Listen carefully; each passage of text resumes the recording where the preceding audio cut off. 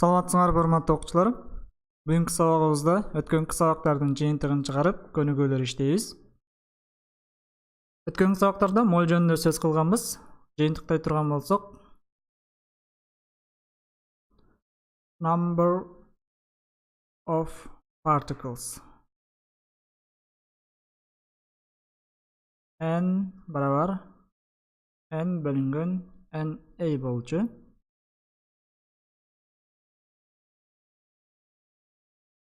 Бул биздин борбор болсун. N же болбосо моль.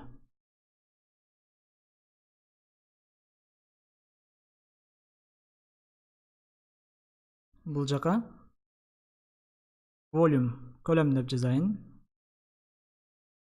N барабар v бөлүнгөн 22,4 литр бөлүнгөн моль. Бул жака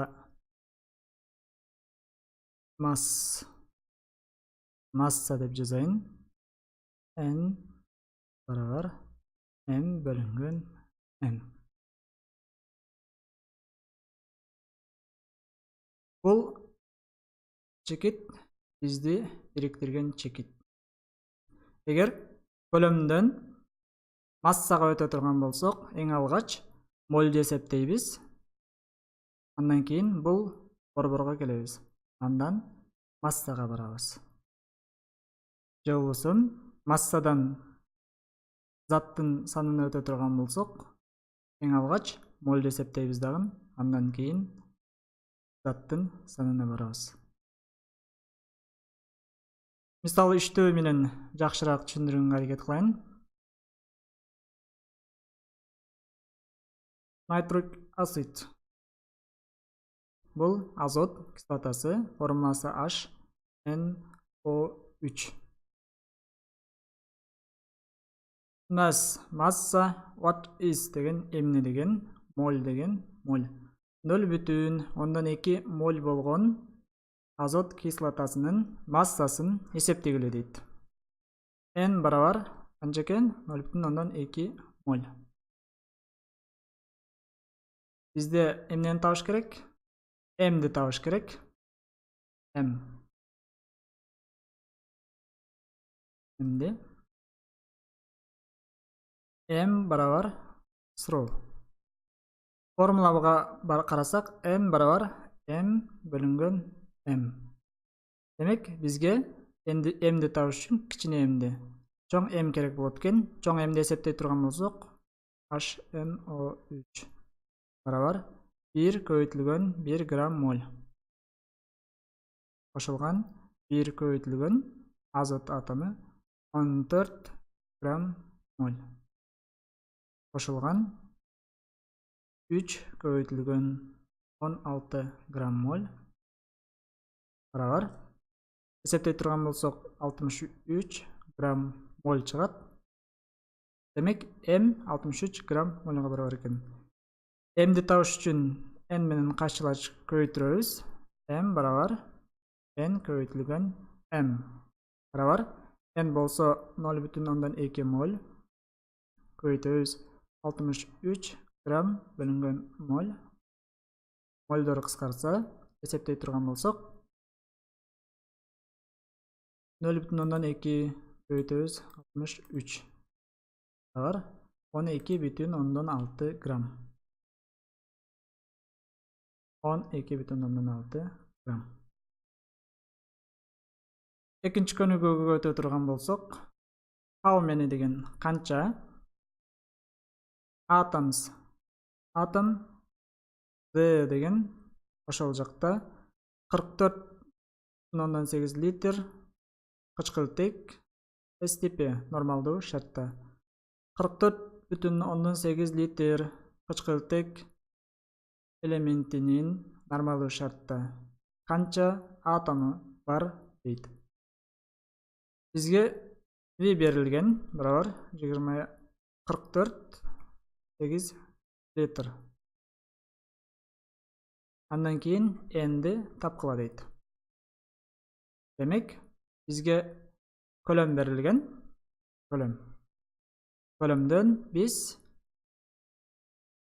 number of particles заттын санын табышыбыз керек. Демек, бизге керек болгон моль. Моль аркылуу биринчи мольду эсептейбиз. N барабар көлөм боюнча. V бөлүнгөн 22,4 литр моль. Бизде V 44,8 литр бөлүнгөн 22,4 литр бөлүнгөн моль. Бул кыскарып 2 моль чыгат. Моль. Демек, биз бул борборго келдик. Бул борборго эми бул жака барабыз.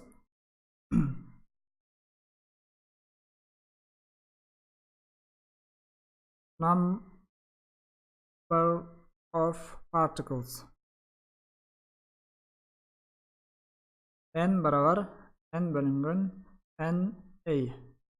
Бул 6,2 көбөйтүлгөн 10^23 даражасындагы атом бөлүнгөн моль. Nди табыш үчүн N барабар N көбөйтүлгөн NA.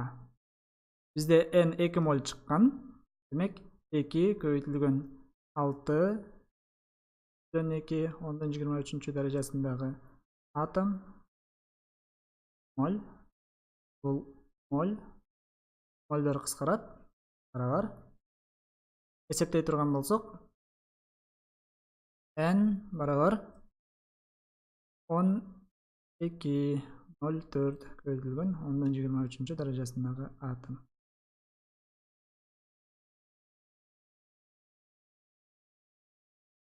Эми волюм көлөм. Оксижен кычкылтек нормалдуу шартта. 12,8 грамм кычкылтек газы нормалдуу шартта канча көлөмдү ээлейт дейт. Эми бизге берилген М барабар 12,8 грамм. Эмнени тапкыла дейт? Көлөмдү тапкыла дейт. Демек, масса.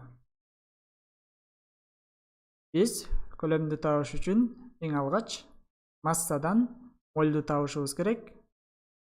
Мольдон көлөмгө өтөбүз.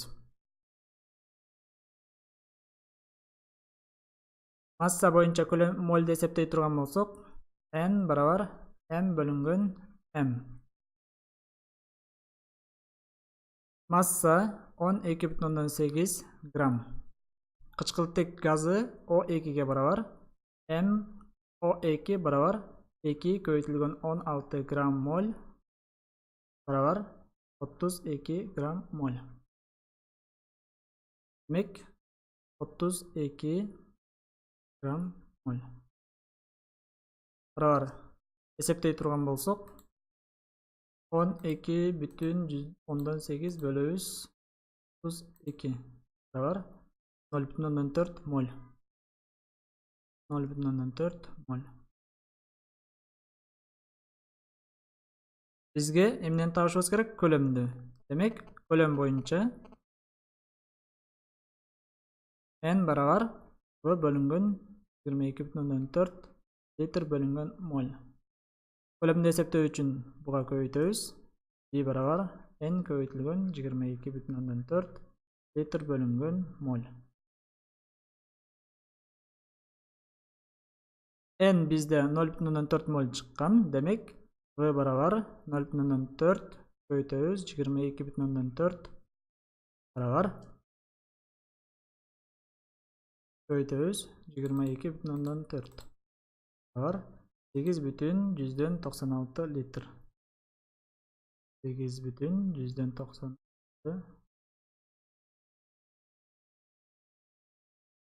Ал мени канча гелийдин атому дейт? 14,56 литр. Нормалдуу шартта 14,56 литр гелийдин атому канча атомдун санын эсептегиле дейт. V берилген 14,56 литр.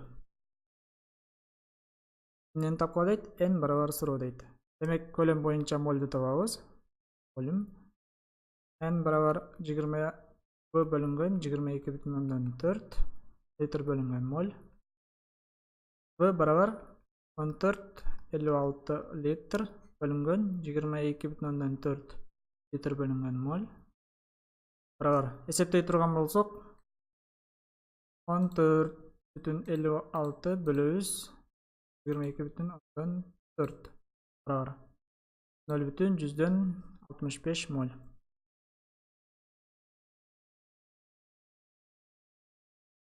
N barabar N bölüngen N A'ga. N barabar N көйтілген N A. Бұл 6,02 көйтілген 10-23 атом bölüngen mol. N barabar bizden kichine N 0,165 mol көйтілген 6,02 көйтілген 10-23 derecesindagi atom bölüngen mol.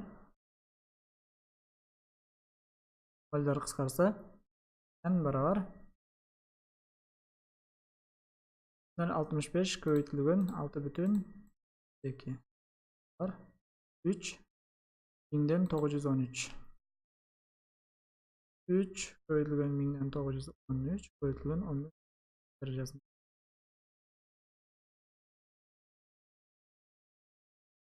Бүгінгі сабағымыз аяқтады. Кейінгі сабақтардан көрішкенше